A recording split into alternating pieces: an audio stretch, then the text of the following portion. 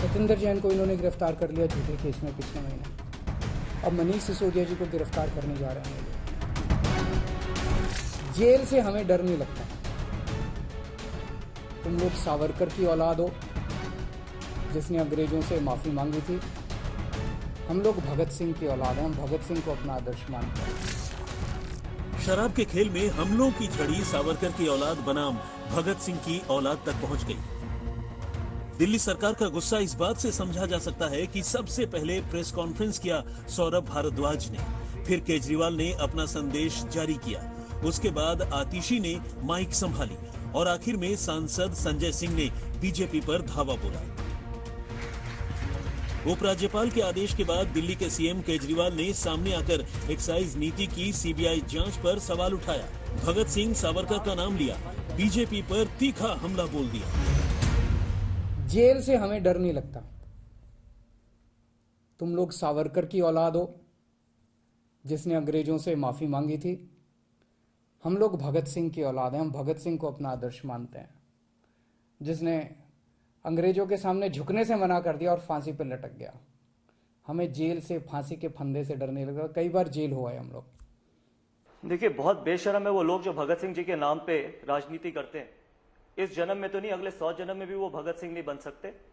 और जहां तक उन्होंने वीर सावरकर जी की बात करी है कि हम वीर सावरकर जी की औलाद हैं, उनसे दिल्ली के मुख्यमंत्री जी से जाके ये सवाल पूछिए कि कितनी बार माफी मांगी है कोर्ट में जाके। कम से कम घर में कोई तो शीशा होगा जहां पर अपनी शक्ल देखते होंगे। कितनी बार माफी मांगी है पहले और कितनी बार आगे जाके माफी मांगेंगे। केजरीवाल दिल्ली सरकार पर लगाए गए हर आरोपों को गलत बता रहे हैं। एक्साइज पॉलिसी की रिपोर्ट में सिसोदिया के नाम को साजिश बता रहे हैं। केजरीवाल का दावा है कि सत्येंद्र जैन के बाद अब सिसोदिया को गिरफ्तार करने की तैयारी है और इसीलिए झूठे आरोपों का जाल बुना जा रहा है। सिसोदिया को फंसाने के लिए साजिश वाला प्लान बनाया जा रहा है।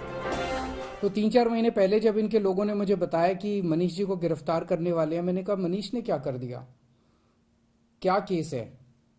तो उन्होंने बताया अभी कोई केस नहीं है, कुछ मिला नहीं है, ढूंढ रहे हैं, कुछ बना रहे हैं। तो अब हमारे देश के अंदर एक नया सिस्टम लागू किया गया है। पहले यह तय किया जाता है कि किस आदमी को जेल भेजना है और फिर उसके खिलाफ एक मनगढ़ंत झूठा केस बनाया जाता है और उसे जबरदस्ती जेल भेजा जाता है। दिल्ली सरकार की एक्साइज नीति को लेकर नया दंगल छिड़ा। केजरीवाल के हमलों के बाद विवाद आगे बढ़ा तो बीजेपी ने केजरीवाल के हर दावे को झूठा बताया। वहीं आम आदमी पार्टी ने मुनाफे का हिसाब गिनाया। देखिए, एक मंत्री जेल में, दूसरे जाने की तैयारी में, और तीसरा जो सिंगापुर जाना चाहता है वो खालिस्तानियों की एंट्री करवाना चाहता है। तो खालिस्तानी ठेकेदार ये अपने आप को दिल्ली का बेटा कहते थे कि जब कोविड के समय जब ठेके खोले थे, जब बड़ी बड़ी लंबी लाइनें लगाई थी, जब शराब बेच रहे थे, तो सिर्फ यही नीयत थी कि अपने जो लिकर माफिया है उसको किस तरीके से अनड्यू एडवांटेजेस दी जा सकती थी। तो इस तरीके का ये आम आदमी है। जिस एक्साइज पॉलिसी में भ्रष्टाचार की बात आप कर रहे हैं, शर्म आनी चाहिए भारतीय जनता पार्टी को। 1300 करोड़ रुपए का मुनाफा 4 महीने में उस एक्साइज पॉलिसी से दिल्ली सरकार को हुआ है। 1300 करोड़ रुपए का फायदा। तो झूठे बेबुनियाद मनगढ़ंत केस बना के कॉमेडी करना है भाजपाइयों को तो करो। एक्साइज नीति पर एलजी के आदेश के बाद दिल्ली के डिप्टी सीएम मनीष सिसोदिया जांच के दायरे में आ गए हैं। बीजेपी केजरीवाल पर मंत्रियों के जरिए भ्रष्टाचार करने का आरोप लगा रही है। वहीं आम आदमी पार्टी सिसोदिया की उपलब्धियां गिनाकर उन्हें पाक साफ बता रही है।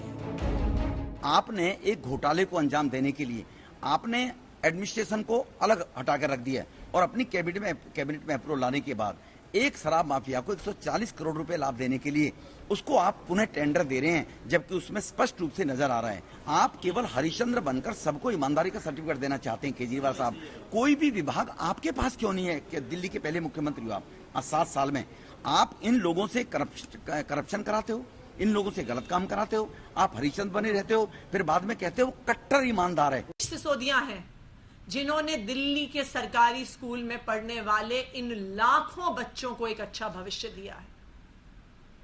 ये वही मनीष सिसोदिया हैं जिनके नेतृत्व में पिछले 5 साल से दिल्ली के सरकारी स्कूलों के नतीजे प्राइवेट स्कूल से बेहतर आ रहे हैं। ये वही मनीष सिसोदिया हैं जिनके नेतृत्व में पिछले कुछ सालों में 4 लाख से ज्यादा बच्चों ने प्राइवेट स्कूल छोड़कर सरकारी स्कूल में एडमिशन लिया है। इससे पहले गुरुवार को ही उपराज्यपाल ने अरविंद केजरीवाल को सिंगापुर में मेयर की कॉन्फ्रेंस में जाने की इजाजत नहीं दी थी, जिसे लेकर पहले ही तनातनी जारी थी। अब एक्साइज नीति पर जांच के आदेश ने दिल्ली और केंद्र के बीच नई जंग छेड़ दी है। केजरीवाल इस बहाने बीजेपी पर आरोप लगा रहे हैं, ईमानदार सरकार को परेशान करने के आरोप लगा रहे हैं। सत्येंद्र जैन को इन्होंने गिरफ्तार कर लिया झूठे केस में पिछले महीने। अब मनीष सिसोदिया जी को गिरफ्तार करने जा रहे हैं ये लोग। तो आखिर ये आम आदमी पार्टी के पीछे क्यों पड़े हैं, हम ही लोगों के पीछे क्यों पड़े हैं? 3 कारण है। पहला कारण, आम आदमी पार्टी वाले कट्टर ईमानदार हैं। दूसरा कारण, ये हमारे पीछे क्यों पड़े हैं हाथ धो के? जब से पंजाब में आम आदमी पार्टी जीती है, पूरे देश के अंदर आम आदमी पार्टी की आंधी आ रही है। और तीसरा कारण, ये क्यों हमारे पीछे हाथ धो के पड़े हैं, दिल्ली के कामों को रोकना चाहते हैं। इन हमलों और वार पलटवार के बीच दिल्ली की नई एक्साइज नीति पर नया संग्राम छिड़ गया है। और तो और केजरीवाल ने शुक्रवार शाम 4 बजे एलजी के साथ होने वाली साप्ताहिक बैठक से भी बीमारी का हवाला देकर किनारा कर लिया। हिमाचल और गुजरात को देखते हुए ये रण अभी बढ़ना तय माना जा रहा है। दिल्ली से कुमार कुणाल के साथ आज तक ब्यूरो।